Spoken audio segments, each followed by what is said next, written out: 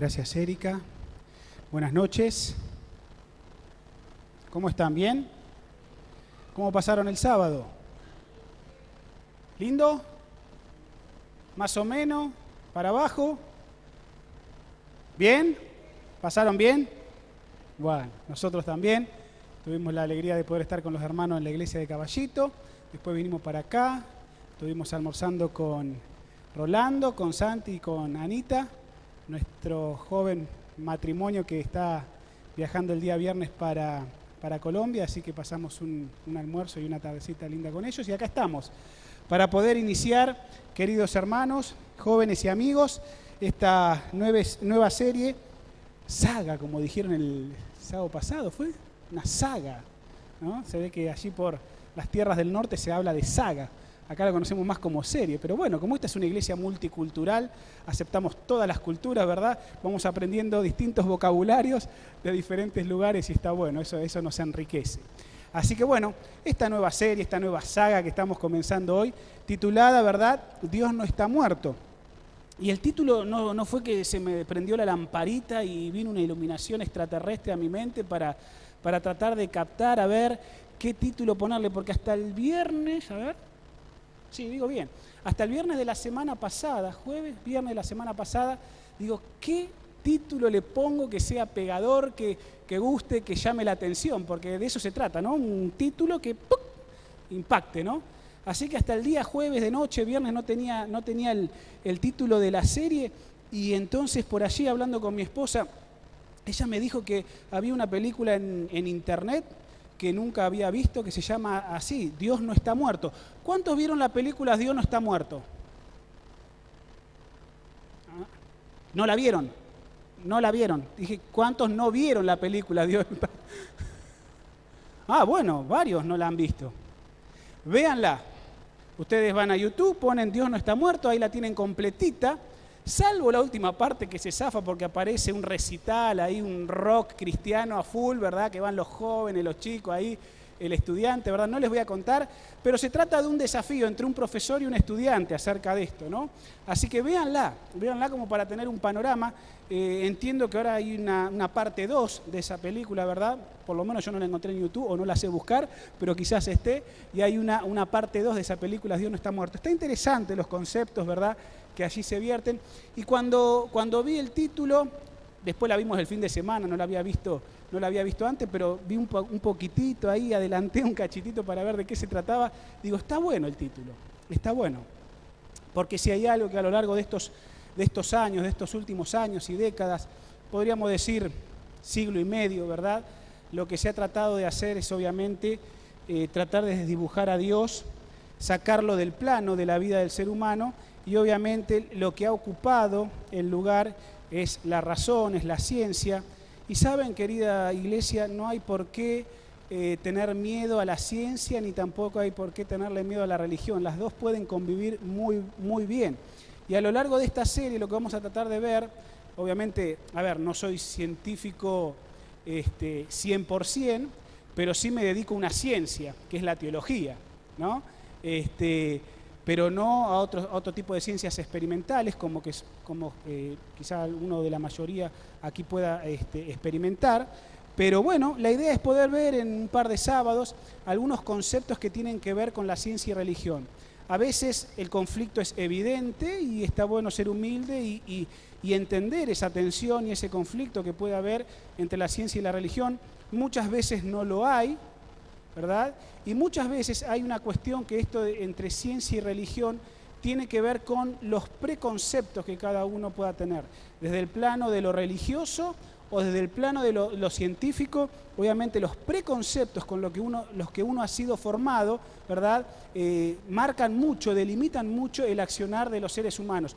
Y en la película, Dios no está muerto, ahí se puede ver este tema de los preconceptos, ¿verdad? Y cómo los preconceptos pueden marcar la línea, bueno, de las personas, de los destinos y de las inferencias o suposiciones que se venían haciendo y las conclusiones a las cuales uno llega. Así que bueno, les recomiendo que puedan ver esa película y a partir de ese título, ¿verdad? Dios no está muerto, que me gustó, vamos a empezar a desarrollar algunas cuestiones que tienen que ver con esto, con conceptos de ciencia y religión. Obviamente basados en algunos artículos, basado en un libro y básicamente basado en unos hermosos apuntes que todavía guardo y que allí, quien fuera en su momento, creo que alguna vez ha venido por aquí, por Palermo, ustedes lo conocen, al profesor Antonio Cremades, él es español, entiendo que alguna vez estuvo por acá dando algún tipo de seminario. Bueno, él fue mi profesor, el profesor Antonio Cremades realmente es una persona muy, muy sabia, ¿verdad? Y desde el punto de vista, obviamente, creacionista, con la humildad de reconocer las limitaciones, nos planteó una materia que, así como la arqueología nos hizo enamorar, esta de así llamada ciencia y religión en el teológico, realmente fue muy, muy lindo. Y bueno, la idea es poder compartir, hermanos, algunos conceptos de esa materia que nos puedan ayudar a crecer desde lo espiritual, desde lo práctico y también, obviamente, siempre sacando alguna aplicación espiritual para tomar nuestras decisiones por Dios, ¿no? Porque como dice el título de la serie basado en esta linda película, Dios no está muerto, ¿no? Sino que Él está vivo y Él puede seguir hablando a nuestras vidas y a nuestros corazones. ¿Cuántos de los que están aquí presentes hacen ciencia? ¿Cuántos de los que están aquí presentes hacen ciencia? A ver, ¿puedo ver las manos? ¿Cuántos de los aquí presentes hacen ciencia? A ver, levanten las manos bien alto. Tan pocos hacen ciencia. ¿Por qué haces ciencia? ¿Qué estudias o a qué te dedicas? Nutricionista. Muy bien. Medicina. ¿Creen que nuestras hermanas, porque estudian medicina y ella es nutricionista y estudió nutrición, hace ciencia?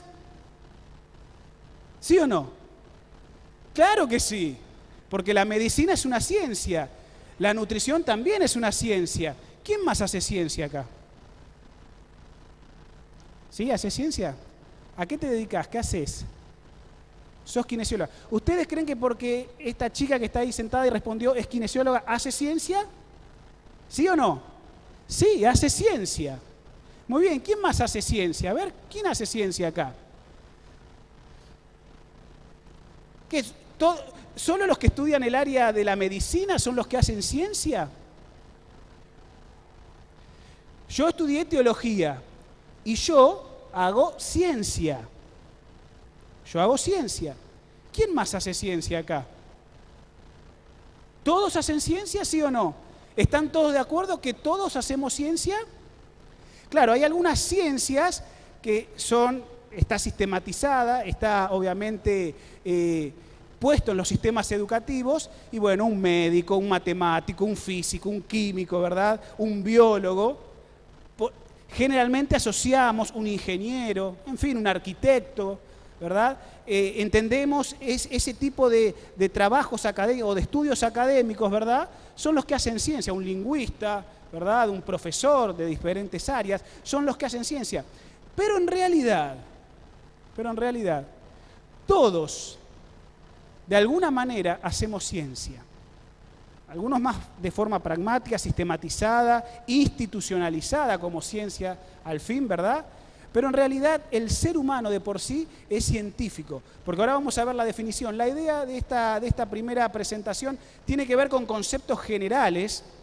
La semana que viene vamos a hablar cómo se originó el conflicto, el aparente conflicto entre la ciencia y la religión, y así vamos a seguir. Pero hoy vamos a hablar de algunas cuestiones que tienen que ver con lo general, ¿está bien? Pero déjenme decirles que sí, prácticamente todos hacemos ciencia. A ver si este aparatito anda, ¿verdad? Fíjense que ahí hay muchas definiciones de ciencia, simplemente traté de buscar la que dentro de los apuntes que tengo, el profesor nos recomendaba como para decir, es la más sencilla de entender, y ahí ustedes la tienen en la pantalla. Definimos ciencia como el conocimiento a que se accede de manera ordenada. Y si nosotros nos ponemos una mano en el corazón, como seres humanos, todos queremos, ¿qué cosa? La búsqueda del conocimiento. A algunos les apasiona más la búsqueda del conocimiento en las áreas matemáticas, a otros les gustará más en las áreas biológicas, a otros les gustará más en las áreas del cuerpo humano, de la medicina, ¿verdad? A otros les gustará más en el campo de la teología, a otros en el campo bíblico, ¿verdad? Es decir, a otros en las artes, pero de por sí, todo ser humano, ¿verdad?, va en la búsqueda del conocimiento. Solo que cuando hablamos de ciencia, ese conocimiento se hace o se accede de manera ordenada, porque si yo solo quiero buscar conocimiento y ese conocimiento no está de alguna manera sistematizado, va en un rumbo, va en un riel, en un carril, obviamente no voy a llegar a ninguna conclusión. ¿Está bien? Pero todos buscamos el conocimiento. Pienso en un ama de casa. Un ama de casa, quizás acá tenemos hermanas que son amas de casa. ¿El ama de casa hace ciencia? Yo creo que sí. A su manera, hace ciencia. ¿Y en qué hace ciencia? Y bueno, por ejemplo, hace ciencia cuando sabe cómo tiene que organizar su casa, hace ciencia en cómo buscar algunas cosas, la comida, ¿verdad? Cómo prepararla. Hace ciencia. Búsqueda de conocimiento permanente para, qué sé yo, para que la casa se vea más linda, más embellecida. Todos, en diferentes órdenes, quizás algunos más importantes que otros aparentemente, pero todos hacemos de alguna manera ciencia, ¿está bien? El ser humano, al ser humano por naturaleza le gusta hacer ciencia. Yo recuerdo cuando era más chiquitito, me gustaba construir aviones de madera. Los construía y después se los vendía a mis hermanos, ¿está bien? Y me acuerdo, no hacía grandes prototipos, tampoco me dedicaba al aeromodelismo, ¿no? Como hay hermosa ciencia, si podemos definirlo como el conocimiento de buscar las piezas, armarlo y que eso vuele, ¿no? Pero mi armar aviones era más sencillito. Eran de los viejos prototipos, los primeros aviones, ¿verdad? Que tenían dos alas horizontales, ¿verdad? Una varillita, un palito al medio y le poníamos una ruedita. Y eso yo alguna vez lo había visto a un chico hacerlo, estaba en la época de la escuela primaria, ¿verdad? Y me llamó tanto la atención, y dije, yo quiero aprender a hacer esto. Así que mi papá tenía las herramientas, teníamos el cuartito de las herramientas, ahí tenía su morcita, tenía sus serruchos, tenía su martillo, sus clavos, ¿verdad? Y entonces me acuerdo haberle pedido por primera vez permiso para poder usar el serrucho, usar la morsa, que me enseñara a usar la morsa para agarrar las tablitas y cortar, ¿verdad? Y ahí de a poquito empecé a experimentar, ¿no? A ver cómo era, buscar, conocer, cómo ensamblar las maderitas, hasta que salió el prototipo, ¿no?, del avión.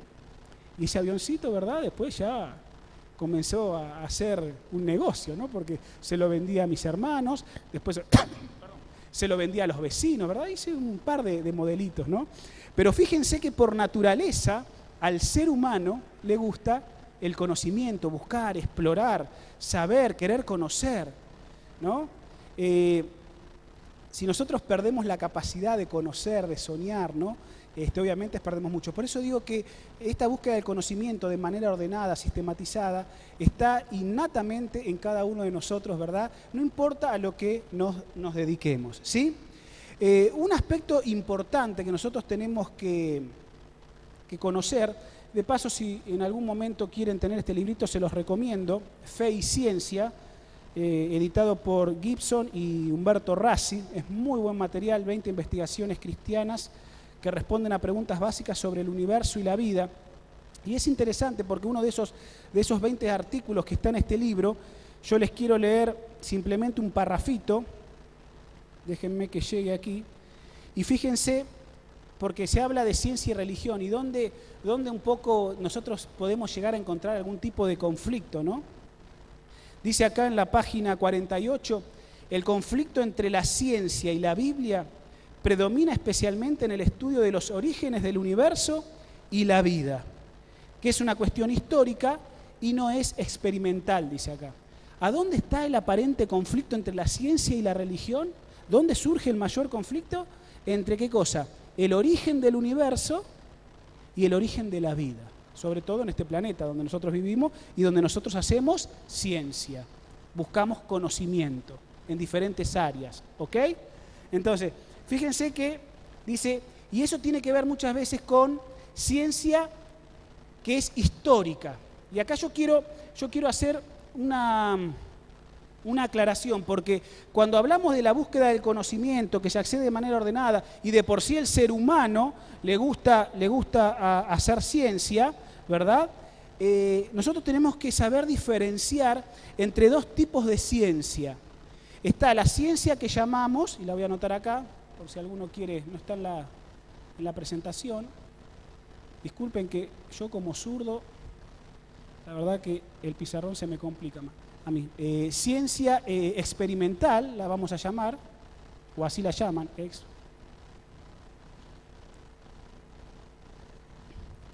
La ciencia experimental es la que se puede experimentar, la que es empírica, a la que acceden, por ejemplo, denme un ejemplo de ciencia experimental, de ciencia empírica, que son hechos concretos y que son observables y se los puede demostrar. ¿Qué ciencia? Química. El químico. Es una ciencia experimental, es empírico, se ven los resultados de las combinaciones, de las moléculas, de las cuestiones químicas, el físico, el matemático, el médico, el kinesiólogo. Son ciencias experimentales, empíricas, son concretas, con hechos observables que están al alcance de la mano. Y la ciencia en estos últimos 200, 300 años, 400 años, se ha desarrollado mucho en este tipo de ciencia empírica o experimental. Pero está el otro tipo de ciencia, ¿verdad? Pongo bien, que es la ciencia histórica. ¿Está bien? La ciencia histórica, por ejemplo, ahí podemos embarcar a qué ciencia. Y bueno, los arqueólogos, los paleontólogos, la teología de alguna manera es una ciencia histórica. ¿Por qué? Porque los hechos ya pasaron, los eventos ya pasaron, y entonces se tienen que sacar, ¿qué cosa? Deducciones. Fíjense que el conflicto entre la ciencia y la religión tiene que ver mucho, decía la cita acá, entre lo que tiene que ver con el origen del universo y el origen de la vida.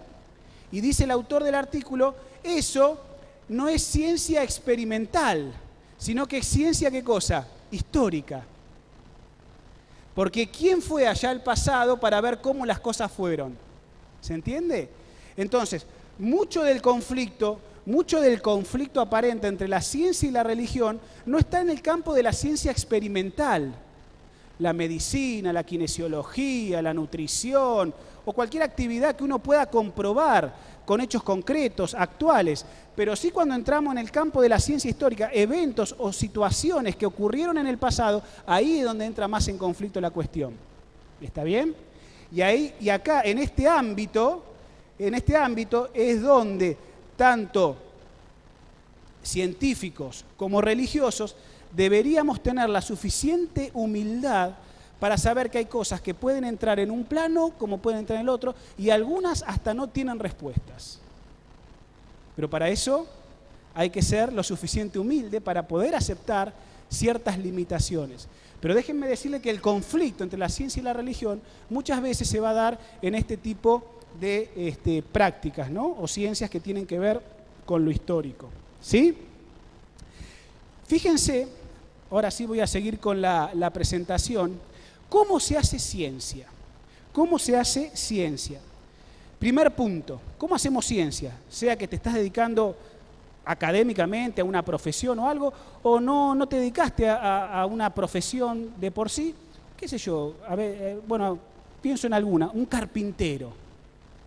Sí, una persona para saber hacer muebles, esto puede ir a estudiar algo, pero en general es una habilidad innata. Pero un carpintero, un buen carpintero, a su modo, en la búsqueda del conocimiento, de hacer las mejores cosas, pensá en un ebanista, ¿no? Estos que se dedican a hacer muebles finísimos. Es un arte, es una ciencia, ¿verdad? Busca el conocimiento para que las cosas, los encastres queden perfectos, ¿verdad? El lustre. Está haciendo ciencia. Quizá no estudió, pero es con un don innato, está haciendo ciencia. Bueno, ¿cómo se hace ciencia? ¿Cómo se hace ciencia? Primer paso. Esto cada vez se está quedando con menos pila. Ahí está. Primer paso. En toda actividad científica hay una exploración externa. Hay algo que llama la atención. Hay algo que nosotros llamamos, en este aspecto, curiosidad. Curiosidad. Si vos te estás dedicando a una profesión o algo, es porque algo a vos te atrajo de eso. O sea, vos fuiste curioso con eso y querer conocer más en ese campo. ¿Está bien? Seas un carpintero, una ama de casa, que haces cosas en tu casa, o seas un médico, o seas un profesional en diferente área. Pero la ciencia se hace con una exploración externa. Hay algo que te llama la atención, curiosidad. Saben que nosotros como seres humanos fuimos, y ahora obviamente ustedes me van a escuchar, uno tiene la posición creacionista, ¿verdad? En este sentido.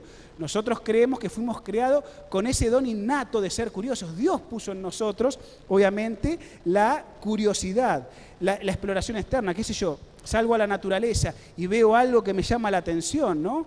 Muchos científicos, a través de ese gran libro llamado La Naturaleza, han encontrado cosas que les despertaron curiosidad. Y a partir de la curiosidad que les despertó, y comenzaron a hacer ciencia, querían conocer, porque este es el primer paso, es la exploración externa de una situación. Veo un animalito, quizás, pienso en un biólogo, un zoólogo, un botánico, una planta, ¿no? Veo algo, me llama la atención, soy curioso a eso. No solo el ser humano es curioso, los animales también hacen curiosidad. Los animales de por sí son curiosos, ¿está bien? Al ser humano, que eso es innato, tanto en animales, ¿verdad?, como en el ser humano es innato, solo que al ser humano, a nosotros lo único que se nos agrega, una gran diferencia, es la inteligencia, para poder entender todos esos procesos, ¿está bien? Pero así como el ser humano es curioso y es innato, los animales también. Pensá en un mono, en un primate, en algún animalito, algo, ¿no? Esta semana yo me sorprendía con nuestra perrita, ¿no? Veía que estaba haciendo algo y nos llamaba la atención. Nunca había hecho ese movimiento, eso, ¿no? Y de por sí, claro, no tiene inteligencia, pero el animalito de por sí es curioso y está hurgando algo ahí y a uno le llamaba la atención, ¿no? Y ahí está, el animalito haciendo ese primer paso, ¿no? Exploración externa, queriendo buscar. Ahora, cuando nosotros como seres humanos tenemos la inteligencia y seguimos avanzando, luego entonces lo que viene, me tengo que acercar un poquito, a ver, ahí está. El segundo paso en lo que es hacer ciencia es la exploración interna. Algo me llama la atención, algo despierta en mí la curiosidad.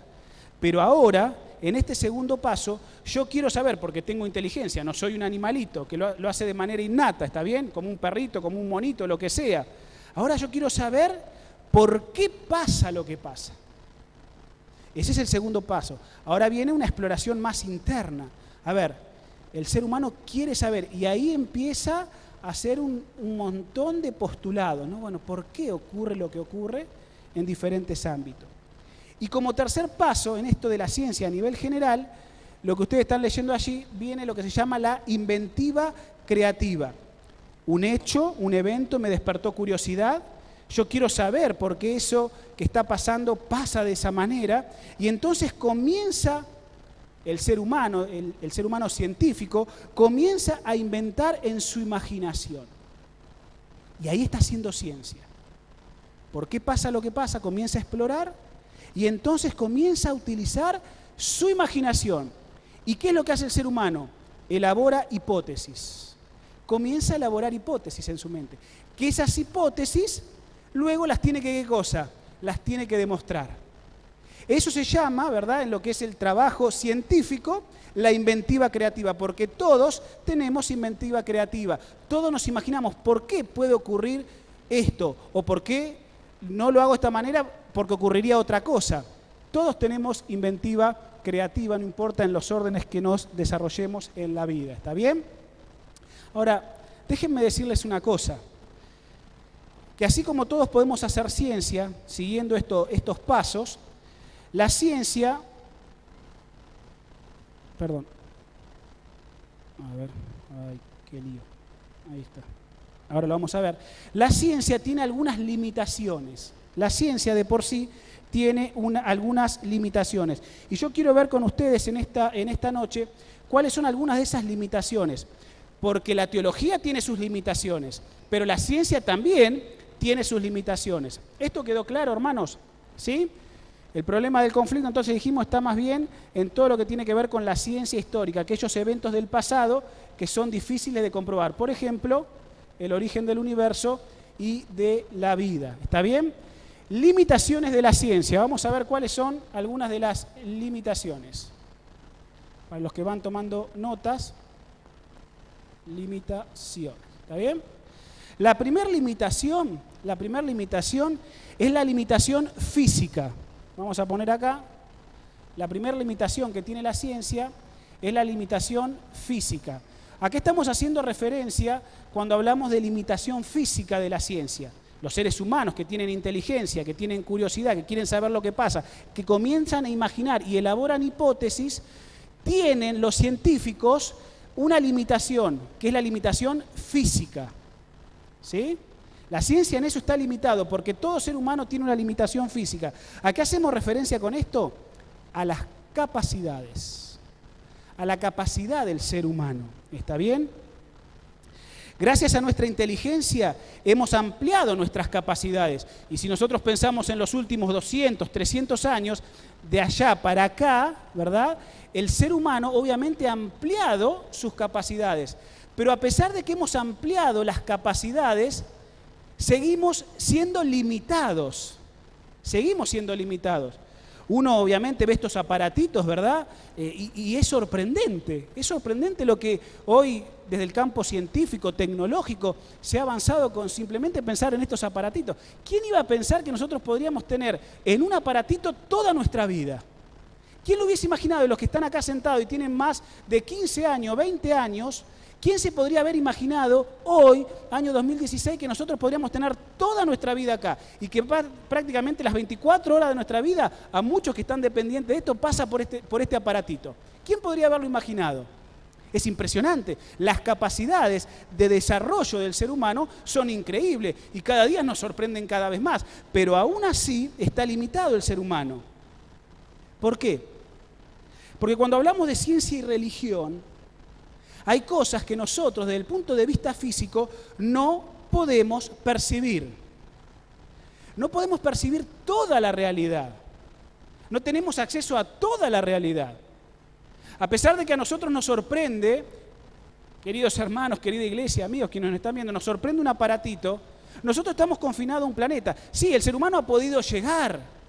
Ha llegado con algunos satélites, con algunos aparatos especiales y artefactos espaciales, ha llegado, pero el ser humano no ha podido llegar muy lejos en el universo. El mismo científico se da cuenta que el universo es infinito y apenas nosotros hemos podido salir de nuestro sistema solar, apenas. Entonces, a pesar de que hay cosas y capacidades que el ser humano tiene, aún así está limitado. Y ahí esa limitación física tiene que ver con esto de que si no lo veo, no lo creo. Por eso las ciencias experimentales y la otra ciencia también histórica quieren cuestiones empíricas, cuestiones que se puedan ver. ¿Está bien? Y ahí entra el conflicto. Por ejemplo, la ciencia te dice, Dios no existe. Dios no existe. Pregunta el empirista, ¿no? El que quiere ver para creer. Ahora, te pregunto, y me pregunto, y cuando el profesor nos enseñaba, ¿no? ¿Recorriste todo el universo empíricamente? ¿Recorriste todo el universo para demostrar empíricamente que Dios no existe? Entonces, el ser humano, el científico, el empirista, está limitado en sus capacidades porque no conoce toda la realidad. Entonces, si no recorriste todo el universo, tampoco me podés decir que Dios no exista. Porque si no lo recorriste todo, quizás en algún otro todo que vos no llegaste porque estás limitado físicamente por tus capacidades, puede ser que ese Dios esté. Y así como no se puede demostrar que exista, tampoco me puede mostrar que no exista, porque el universo no lo recorriste empíricamente. La ciencia tiene una limitación, y esa limitación es una limitación física, pero no es la única. No es la única. Y yo estoy hablando de limitaciones de la ciencia, pero también voy a poner esto en la balanza con respecto a la religión, ¿está bien? Acá tengo anotado una cosa que me llamaba la atención, ¿no? La Biblia muchas veces habla del mundo invisible, aquellas cosas. ¿Se acuerdan que, creo que mencioné hace poquito, ¿no? Acerca de la realidad del cielo, ¿no? Una persona te puede decir, no, eso es un cuento de hadas. Y claro, porque es un mundo que no lo vemos, es invisible. ¿Por qué? Y porque no lo puedo demostrar. El cielo, la tierra nueva, el mundo invisible no se puede demostrar empíricamente, ¿está bien? ¿Y por qué el ser humano, en el cual entramos todos como científicos, hemos perdido capacidades? Nosotros entendemos desde el punto de vista de la Biblia que nuestras capacidades se han perdido por causa, y lo pongo con signo de interrogación para aquellos que tienen una mente científica más secular. Nosotros como religiosos sabemos que nuestras capacidades las hemos perdido producto ¿de qué? Del pecado. El ser humano, producto del pecado, ha perdido capacidades que no le permiten conocer toda la realidad. ¿Sí? Esto el científico común te lo va a cuestionar porque, bueno, ¿qué es pecado? Y ahí se empieza a entrar en un juego más engorroso. Pero nosotros entendemos que la limitación física que todo ser humano tiene, inclusive el científico, es producto del pecado que ha disminuido notablemente, a pesar de todo lo que nos sorprende las capacidades humanas y lo que ha logrado el ser humano, ¿verdad? Ha perdido esa capacidad, ¿está bien? La otra limitación que tiene la ciencia, la otra limitación, y ahí también coincidimos con estas limitaciones, es la limitación temporal. Esto es una limitación, esto es un limitante, esto es una raya que no me permite ir un poquito más allá. ¿Por qué hablamos de limitación temporal? Porque no podemos, querida iglesia, viajar en el tiempo. Ojalá tuviésemos la máquina del tiempo, ¿no? Para ir al pasado o para ir al futuro, ¿no? Pero el tema tiempo es un limitante para la ciencia y para la religión también.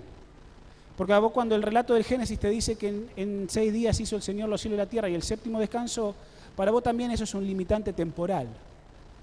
Porque no podés viajar en el tiempo para saber cómo las cosas ocurrieron, simplemente lo creés en el ámbito de la fe. Pero no podemos viajar en el tiempo y eso es una limitación. Tanto para el evolucionista como para el creacionista. Déjenme decirles que en este ámbito y en esta limitación, tanto el creacionista como el evolucionista tienen que tener el mismo concepto. Y acá lo que nosotros vemos es el concepto de la fe. El evolucionista, para decir que nosotros venimos de un origen inferior, ¿verdad? Y fue evolucionando en procesos de millones y millones de años, el evolucionista también necesita fe para creer eso, porque él no estuvo allá hace millones de años, simplemente ha elaborado hipótesis en los últimos años, pero no estuvo hace millones de años para creer eso. Pero vos y yo tampoco estuvimos hace 6.000 años, ¿verdad?, cuando Dios creó este planeta. En la limitación temporal, el campo que entra para tanto el científico evolucionista, hagamos así, como el científico creacionista, es la cuestión de la fe. Para ambos dos se necesita de fe. Y una limitación también que tiene la ciencia, y una tercera limitación que tiene la ciencia, es la limitación ética. Esa es una limitación también. ¿Por qué hablamos de limitación ética o limitación moral? Porque la limitación ética o moral coarta, recorta la investigación. El científico tiene que jugar con reglas de juego. No puede manipular los conocimientos científicos como quisiera. Entonces, hay una limitación ética para el científico. Los científicos no pueden trabajar, ¿verdad? Bueno, habría que ver, hay algunos que no, pero si son éticos, no podés, ¿verdad?, manipular vida humana, seres humanos, como a vos se te ocurra. Hay una cuestión ética, hay una cuestión moral que a vos te limita. Hay cosas que podrías hacer, que quizás las capacidades han permitido, pero la ética y la moral no la permitirían. Para la mayoría, quizás alguno se deslice en estas cuestiones, ¿está bien? Pero hay una limitación también para el científico, porque si uno traspasa este límite, se corren ciertos riesgos, ¿está bien? Entonces, en esta cuestión de la ética, también es un limitante para el científico. Todos los que han cursado o están cursando carreras universitarias saben que el método científico tiene algunos pasos. Fíjense, en esto de tener curiosidad, de hacer ciencia, lo primero que uno hace es una observación inicial de un evento, de un proceso, algo que le llamó la curiosidad. En el método científico, vamos a ampliar un poquitito más, hay una observación inicial. Luego lo que sigue, a ver si me acerco, ahí está. Cuando yo observo, surge en mí un interrogante. Hay una duda. Eso me va a llevar a la exploración un poquito más interna, ir un pasito más allá. Pero el científico, cuando hace una observación inicial de algo, plantea un interrogante. Yo recién les decía, en el resumen, ¿por qué pasa lo que pasa?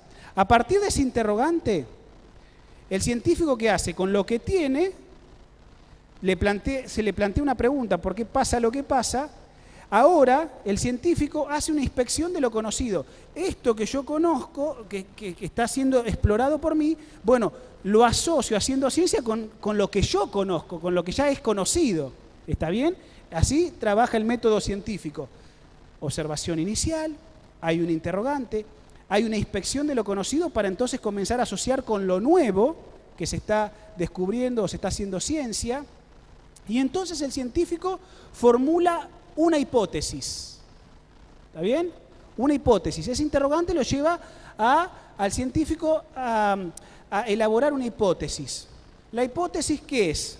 Bueno, doy respuesta a ese interrogante tratando de decir a priori por qué ocurre lo que ocurre. A priori. La elaboración de la hipótesis es subjetiva. Es subjetiva, no es objetiva. Porque él elabora a partir de lo que está observando, a partir de la pregunta, a partir de lo que conoce, trata de dar una respuesta a priori de lo que está sucediendo, con las cosas que conoce. Pero es subjetivo eso. La hipótesis se tiene que demostrar, ¿sí? La hipótesis se tiene que demostrar. En el método científico, entonces, lo que sigue es ¿qué cosa? La predicción. Yo elaboro una hipótesis, una respuesta a priori, y entonces lo que sigue es la predicción. Si yo estoy en lo correcto, yo hago una predicción, soy un poco así medio como un mago, ¿no? Que sé un poco el futuro, soy un poco vidente, ¿no? El ser humano de por sí va a elaborar predicción, va a tratar de demostrar esa hipótesis, ¿está bien? Entonces la predicción es, si yo estoy en lo cierto y mi hipótesis es correcta, entonces lo que yo tengo que encontrar son pruebas, ¿sí? Y acá en esto de la predicción, de que el científico predice algo de acuerdo a la hipótesis que él elabora, la predicción tiene en cuenta algo que todos como seres humanos no podemos obviar. ¿Y saben qué es? Nuestros preconceptos. Si yo predigo algo a partir de una hipótesis que me elaboro en mi cabeza, hermanos, queridos amigos, todos inconscientemente, de alguna manera, nosotros lo que tenemos son presuposiciones, preconceptos. Es decir, yo como teólogo, como cristiano y como adventista, y yo tengo mis presuposiciones, yo tengo mis preconceptos. Erradicarlos de mí es un poco difícil. Y a veces eso, si uno no sabe trabajar con eso, a veces corres un riesgo, porque podés quedar en offside. Porque todos tenemos preconceptos.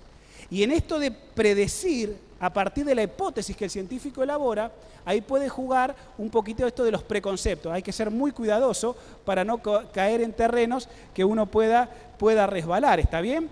Pero en el método científico, luego, entonces lo que viene es la búsqueda de las pruebas que refuten o apoyen esa hipótesis, ¿sí?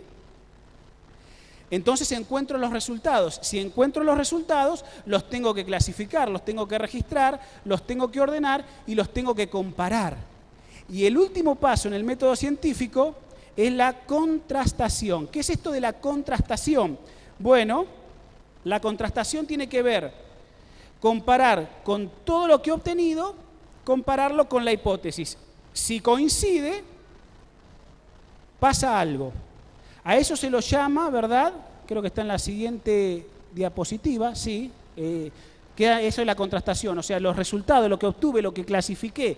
Veo ahora si coincide con mi hipótesis. Si coincide, entonces a eso se lo llama verificación.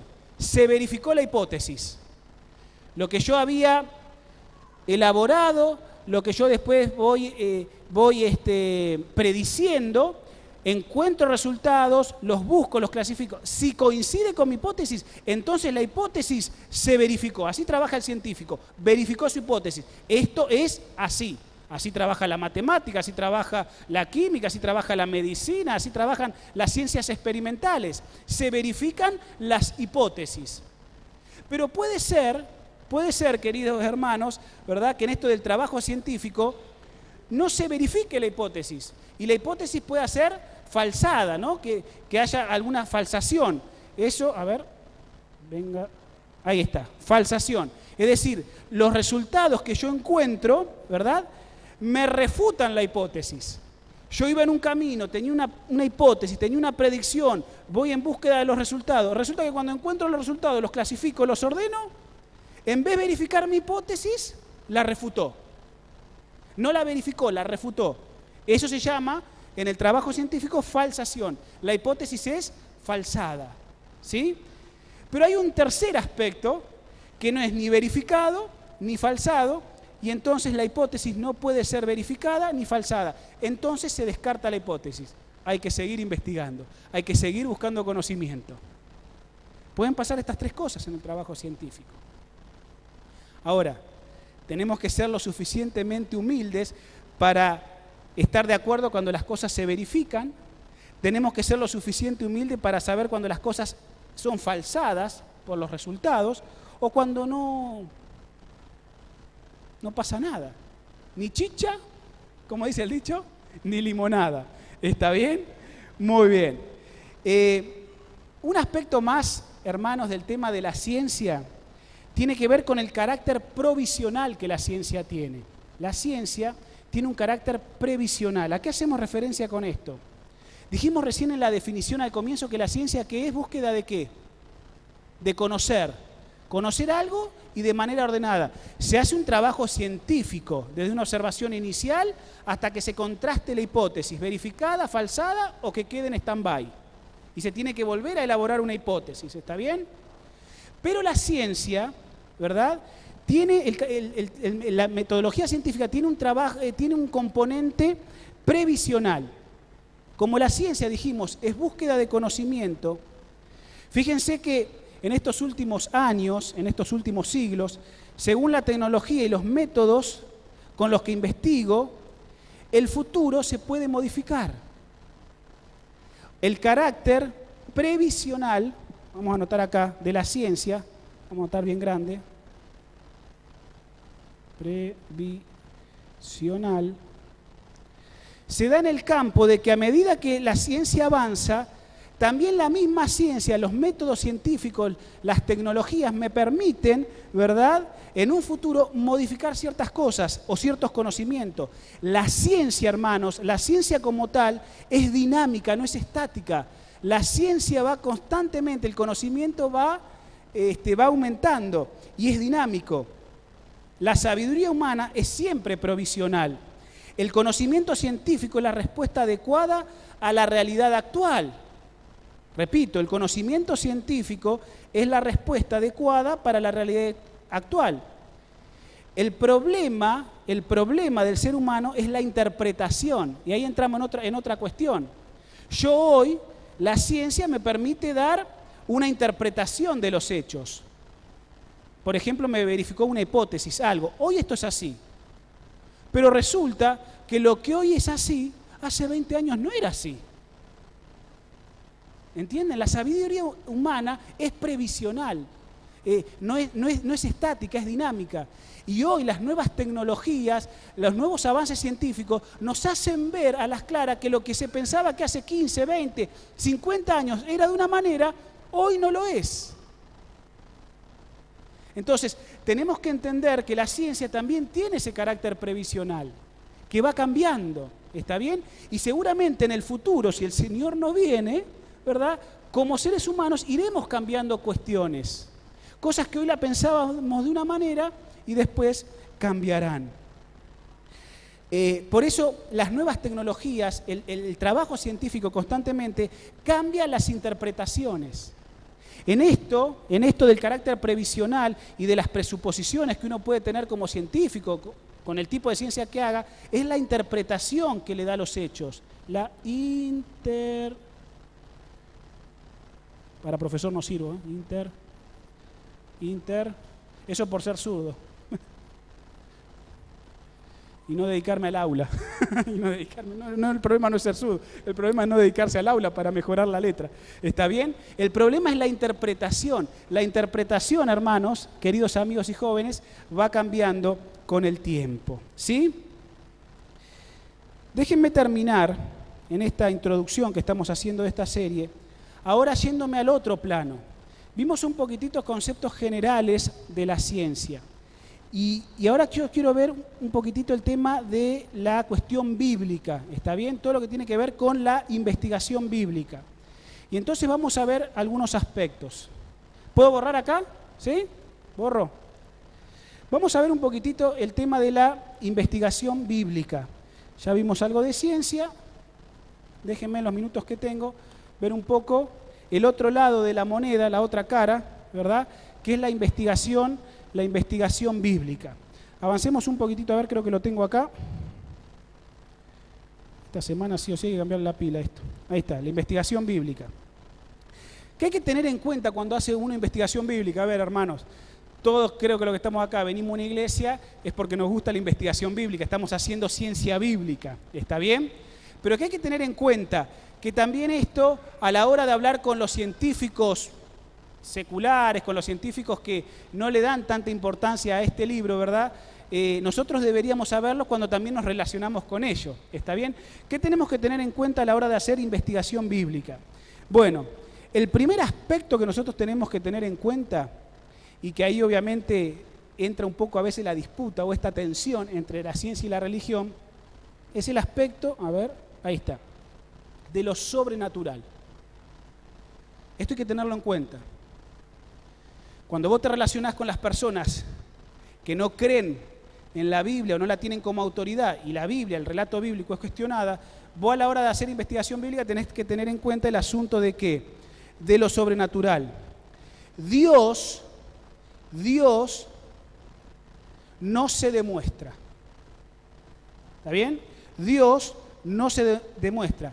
Dios en la investigación bíblica está. Dios se lo da por sentado. No quieras enfrentarte o argumentar con personas que tienen un carácter científico desde el punto de vista evolucionista, desde el punto de vista de la ciencia secular. No quieras argumentar, ¿verdad?, con estas cuestiones. Si bien hay algunas cuestiones filosóficas de la existencia de Dios, pero déjame decirte que como nosotros tenemos que ser humildes y tenemos que reconocer nuestras limitaciones también a la hora de aproximarnos al texto y a la religión. Dios se da por sentado. Cuando vos abrís la Biblia no es un libro para demostrar la existencia de Dios. La Biblia lo da por sentado. En el principio creó Dios los cielos y la tierra. Dios ya estaba, listo. La Biblia no te va a demostrar que Dios existe. No lo busques, no lo quieras buscar, porque no lo vas a hacer. No lo vas a poder hacer. Entonces, nosotros tenemos que tener en cuenta esto de lo sobrenatural. En el tema bíblico, nosotros vemos en el tema de la Biblia que básicamente allí se habla del Dios verdaderos y los dioses falsos. Dios no se puede demostrar empíricamente, ¿no? Desde un punto de vista materialista. Y acá yo quiero compartir con ustedes una gráfica que me acuerdo que el profesor Cremade nos dio, y si quieren anotarla, es así. Fíjense, la ciencia, a ver para que puedan ver todos, la ciencia se mueve en un campo, lo vamos a poner dentro de este rectángulo, la ciencia humana, ¿verdad? Cualquiera sea el campo o el espectro de trabajo que se trabaje en la ciencia humana, y por el otro lado, nosotros tenemos a Dios, ¿está bien? La ciencia es materialista, o sea, es concreta, tiene que ver con lo concreto, ¿está bien? La ciencia se habla de la ciencia naturalista, ¿está bien? Como conceptos. Su libro de texto es la naturaleza, ¿está bien? La semana que viene vamos a ver este aspecto de la naturaleza como el libro de Dios y vamos a ver el otro libro de Dios para los creacionistas que es la Biblia, ¿está bien? Como los dos grandes lenguajes de Dios para comunicarse con el ser humano. Pero en el campo de la ciencia es materialista, es concreta, es empírica, es naturalista, ¿está bien? Tiene que ver con, yo puse naturaleza, bueno, naturalista sería acá. En el campo de Dios, que tiene que ver con la Biblia, acá entonces entra el concepto que lo que nosotros tenemos que tener en cuenta de lo sobrenatural. ¿Está bien? Entra en este campo, pero no entra en este campo, no entra en este campo. Lo sobrenatural entra en el campo de Dios, entra en el campo de la Biblia, pero no entra en el campo de la ciencia. Entonces, cuando yo hago investigación bíblica, tengo que tener en cuenta, cuando yo me relaciono con los científicos, yo tengo que tener ese aspecto sabido, ¿está bien? Otro aspecto a tener en cuenta en la investigación bíblica, si esto no perdió la batería, son relatos de acontecimientos únicos. Mis hermanos, que no se los puede comparar con nada. En la Biblia y en el concepto de la teología hay cuestiones que son acontecimientos únicos. Pasaron una vez, no son comparables con nada y no los vas a volver a ver. Ejemplos: creación, diluvio, cruce del Mar Rojo. Acontecimientos únicos que no se los puede comparar porque son únicos y que entran en el campo de lo sobrenatural. ¿Está bien? Desde el punto de vista científico, eso no se lo puede comprobar, porque la ciencia trabaja con cuestiones materialistas, con cuestiones concretas, con el libro de la naturaleza, pero aún aunque ocurrieron eventos en la naturaleza, fueron únicos. Y tiene que ver con lo que les decía al comienzo, tiene que ver con la ciencia histórica, eventos que ocurrieron en el pasado, donde ahí entran en conflicto. No, que el científico va a decir, a ver, si hubo un diluvio, no, en realidad fueron inundaciones, grandes inundaciones. Jesús caminó sobre el mar, ¿verdad? No, en realidad Jesús sabía dónde había piedras y entonces, ¿verdad?, iba caminando sobre esas piedras y parecía que caminaba sobre el mar. Cuando Pedro salió de la barca, Pedro no sabía dónde estaban las piedras, entonces por eso se hundió. Es decir, el científico, como es concreto, como es materialista, su libro es la naturaleza, no ocurren esas cosas, lo va a encuadrar en ese campo, pero el científico creacionista o aquellos que estamos por el lado de entender también esta realidad, ¿verdad?, creemos en el relato sobrenatural, pero los relatos fueron únicos. ¿Está bien? Y eso nosotros lo tenemos que tener en cuenta. No van a volver a pasar, quizás muchos de ellos, no van a volver a pasar. Un tercer aspecto a la hora de hacer investigación bíblica es la rapidez con que ocurrieron las cosas. ¿Está bien? Por ejemplo, la rapidez con que ocurrió la creación. En 6 días, ¡pum!, todo. Luz, agua, plantas, animales acuáticos, aéreos, animales terrestres, el hombre, ¡pum!, ¡fua!, rápido. Entonces, a la hora de hacer investigación bíblica, nosotros también tenemos que saber con la rapidez que ocurrieron las cosas. El científico busca respuesta o explicación de acuerdo a lo que sabe. Y un último aspecto a tener en cuenta a la hora de hacer investigación bíblica es lo que llamamos división de los acontecimientos bíblicos. ¿A qué hacemos referencia con esto? Desde el punto de vista de la investigación científica, nosotros y bíblica podemos dividir en 2 grupos acá en lo que es la división de los acontecimientos bíblicos. En la Biblia nosotros tenemos contenidos, historias, relatos, eventos que son de difícil investigación. División de los contenidos bíblicos. Cuando vos haces investigación bíblica tenés que tener en claro todo lo anterior, pero también tenés que tener en claro que hay división de los contenidos bíblicos. Hay contenidos bíblicos que son de difícil investigación. Van a ser de difícil investigación, ¿por qué? Porque la ciencia, sobre todo la ciencia histórica, no va a poder comprobar esos hechos, no va a poder comprobar esos eventos. ¿Está bien? Son de difícil investigación. Por ejemplo, la creación. ¿Quién va a investigar la creación? Si ya no está, fue un evento único, sobrenatural. Entonces, acá, en esta división del contenido bíblico, entra el campo de la fe. ¿Está bien? Pero la otra división, la otra patita de la división de los contenidos bíblicos, son los contenidos bíblicos que se pueden investigar, que se podrían investigar con la ciencia hoy. Y ahí no entra en conflicto la ciencia y la religión. Por ejemplo, uno de los ejemplos, la longevidad del hombre. La Biblia me dice que el hombre podía vivir más y vivía tantos años. Hoy la ciencia me podría, de acuerdo a los estudios y los conocimientos y los avances científicos, me podría hablar de cómo se podría hacer la vida más longeva. Eso es un acontecimiento, ¿verdad? O es un contenido que sí se puede investigar. Está en la Biblia, pero la ciencia me permitiría hacerlo. Entonces, a la hora de hacer investigación bíblica, tener en cuenta eso de que hay contenidos que son de difícil investigación y que entran en el campo de la fe es un aspecto. Y otros que sí se podrían investigar también. ¿Está bien? Nosotros hace un tiempo atrás terminamos una serie que hablaba de la arqueología, ¿se acuerdan? Las piedras hablarán. Y esa ciencia, hoy gracias a Dios, me permite, ¿verdad?, ver contenidos que se pueden investigar a través de esa ciencia. Ha sido una gran ayuda para el campo de la Biblia, ¿no? y el campo de lo sobrenatural. Y hermanos, terminamos con lo siguiente. Así ya no los aburro con esta introducción. ¿Cuál es la metodología? Así como está el método científico, ¿cuál es la metodología que se utiliza para investigar la Biblia? ¿Está bien? De un lado y del otro. Y esto es lo último que comparto con ustedes y un texto bíblico para terminar este culto en esta tarde, noche. ¿Está bien? La metodología que se utiliza para investigar la Biblia es parte, por ejemplo, del método de la exégesis. Creo que la mayoría de los hermanos alguna vez habrá oído hablar de este término. Esto es una de las cosas que a mí más me apasiona, ¿verdad? Ojalá pudiese tener más tiempo y dedicar más tiempo para hacer exégesis bíblica. Cuando uno hace exégesis bíblica, ¿verdad?, ¿qué entra en esto de la exégesis bíblica?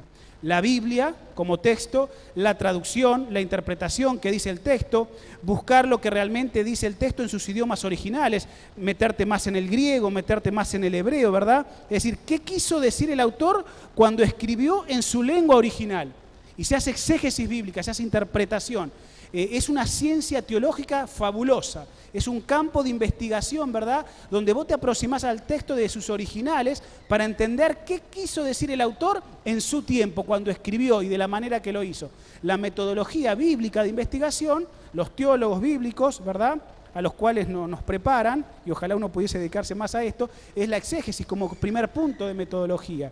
¿Está bien? Pero no queda ahí, porque además de la exégesis, los teólogos hacen la hermenéutica del texto bíblico. La hermenéutica, mis hermanos, tienen que ver con la interpretación del texto, para aplicarlo al tiempo actual. Eso es hermenéutica, en palabras sencillas, ¿verdad? Es la interpretación del texto bíblico.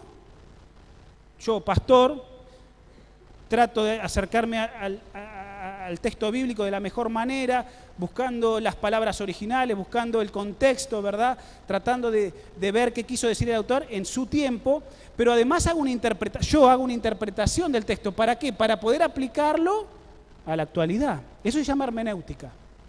Ese es el concepto de hermenéutica, ¿está bien? A partir de una buena exégesis, uno puede llegar a hacer una buena interpretación, una hermenéutica, para aplicarlo al tiempo actual.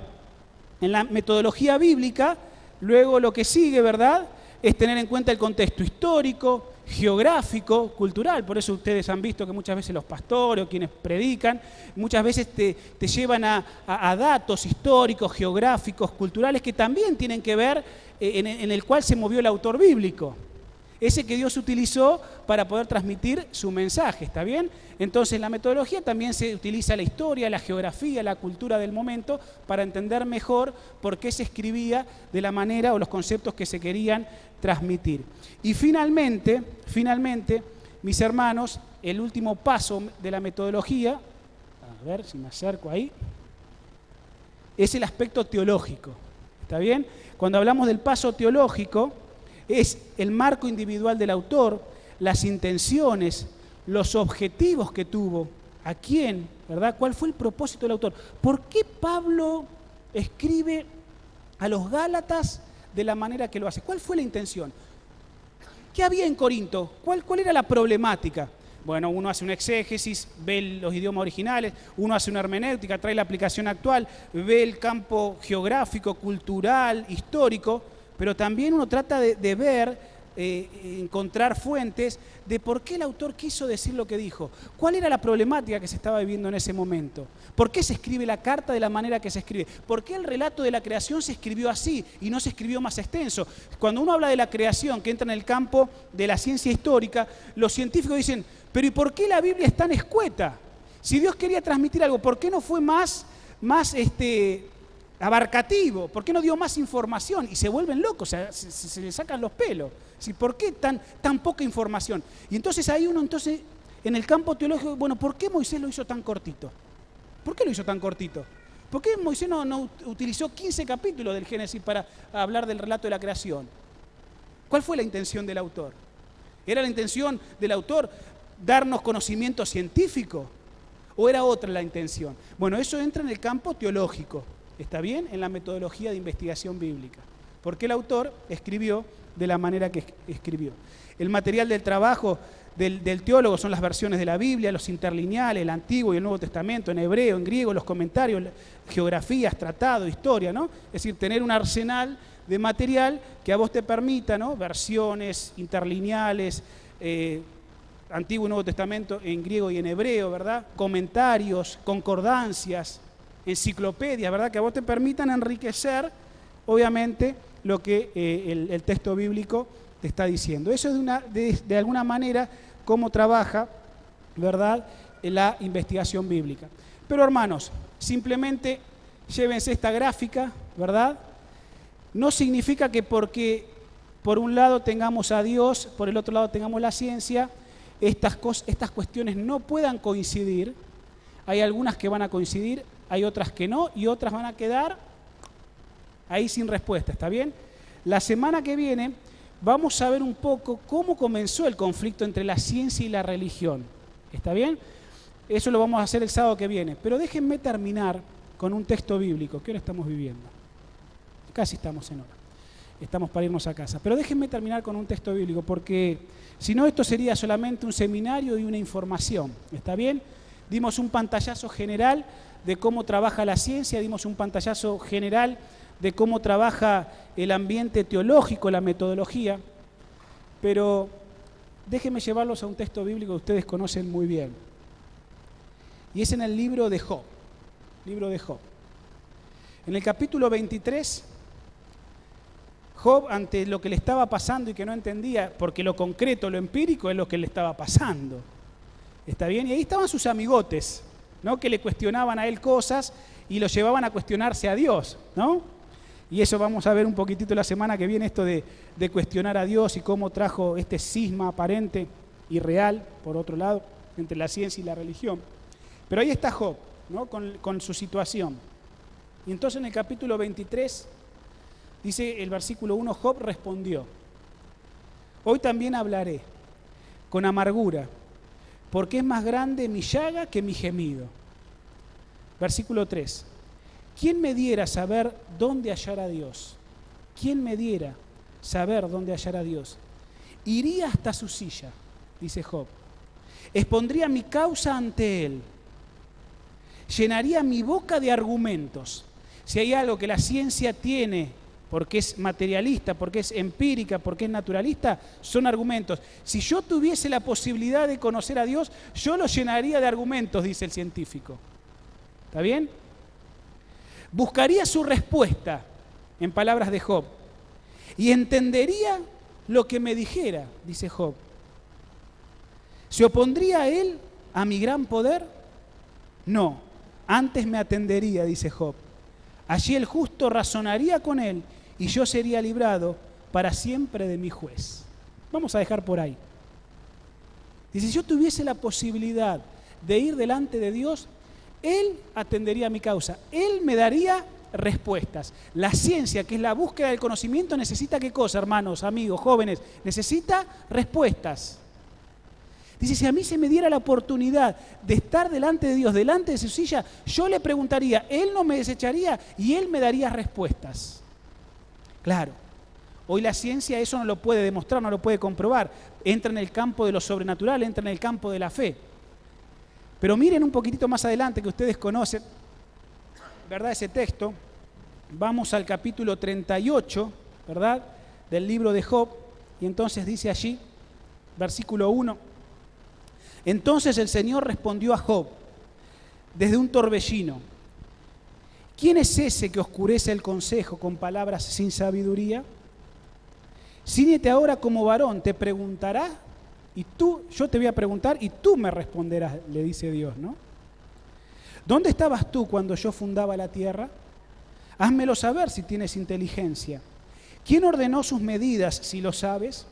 ¿Quién extendió sobre ellas el cordel para medirlo? ¿Sobre qué están fundadas sus bases? ¿Quién puso su piedra angular?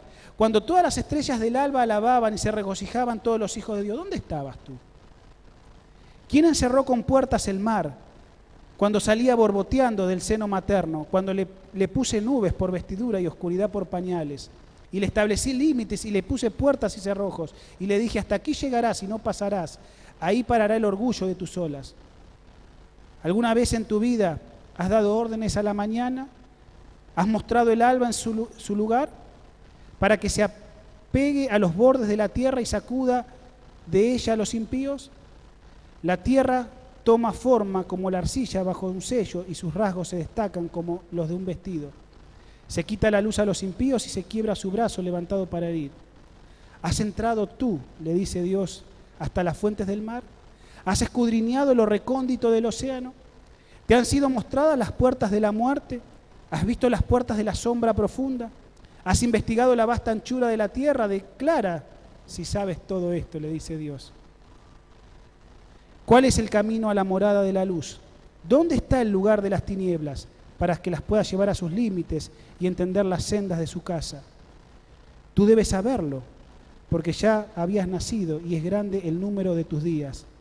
¿Has entrado en los depósitos de la nieve?, le dice Dios. ¿Has visto los almacenes del granizo que tengo reservados para el tiempo de angustia, para el día de la guerra y la batalla? ¿Por qué camino se reparte la luz y se esparce el viento solano sobre la tierra? ¿Quién abre un canal para el turbión y camino a los relámpagos y los truenos, haciendo llover sobre la tierra deshabitada y sobre el desierto donde no hay hombre, para saciar la tierra sin cultivo, para que brote la tierna hierba? ¿Tiene la lluvia padre? ¿Quién engendró las gotas del rocío? ¿De qué seno sale el hielo y la escarcha del cielo?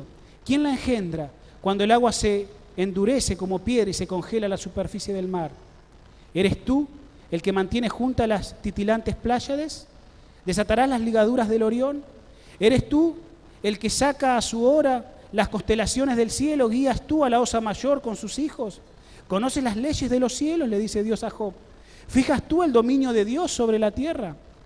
¿Puedes tú levantar la voz hasta las nubes para que inunden de agua? ¿Ordenas tú a los relámpagos para que salgas y te dirán, henos aquí? ¿Quién puso sabiduría en la nube? ¿Quién dio entendimiento al meteoro? ¿Quién tiene sabiduría para contar las nubes? ¿Quién puede volcar los odres desde el cielo cuando el polvo se ha endurecido y los terrones se han pegado unos con otros? ¿Cazarás tú la presa para la leona? ¿Saciarás el hambre de los leoncillos cuando están echados a la guarida o se agazapan en la maleza para acechar? ¿Quién prepara al cuervo su alimento cuando sus pollos claman a Dios y andan errantes por falta de comida? Qué capítulo de la Biblia, ¿no? Qué capítulo. Tremendo capítulo.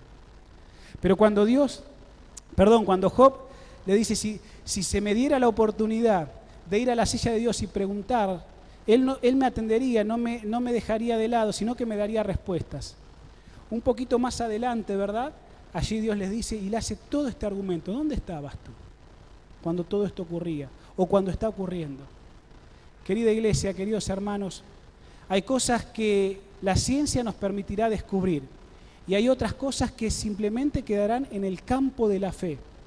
Y vos y yo, y el científico también, tiene que ser lo suficiente humilde para poder creer las cosas de la manera que ha sido establecida.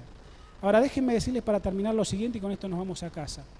Lamentablemente el mundo ha sido y es formado con toda una intención detrás, obviamente, para creer que solo las cosas pueden responderse a través de la razón. Y descartan el plano de la fe.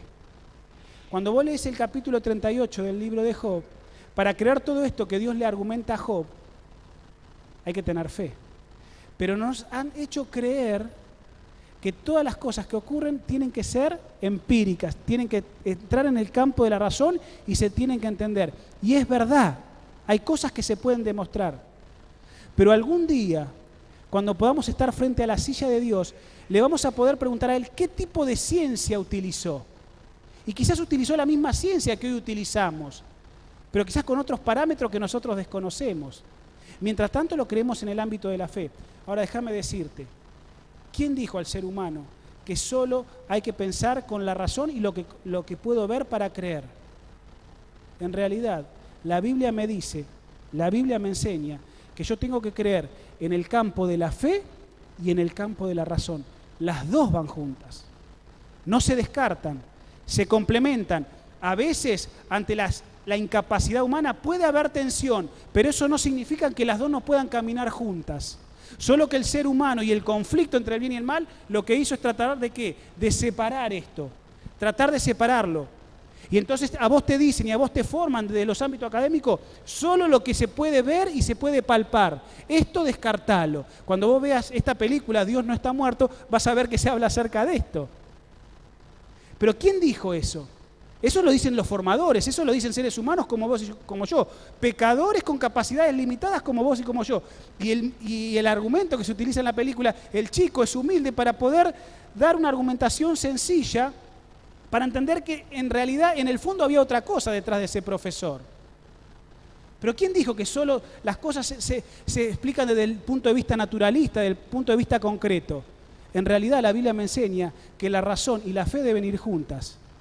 Yo no tengo que descartar ni la razón ni tengo que descartar la fe. Las dos tienen que caminar juntas. Y hay cosas que la razón la va a explicar, el mundo material lo va a explicar, y hay cosas que entrarán en el campo de la fe. Y si eso camina junto, entonces yo tengo muchas respuestas a cosas que quizás hoy no tengo.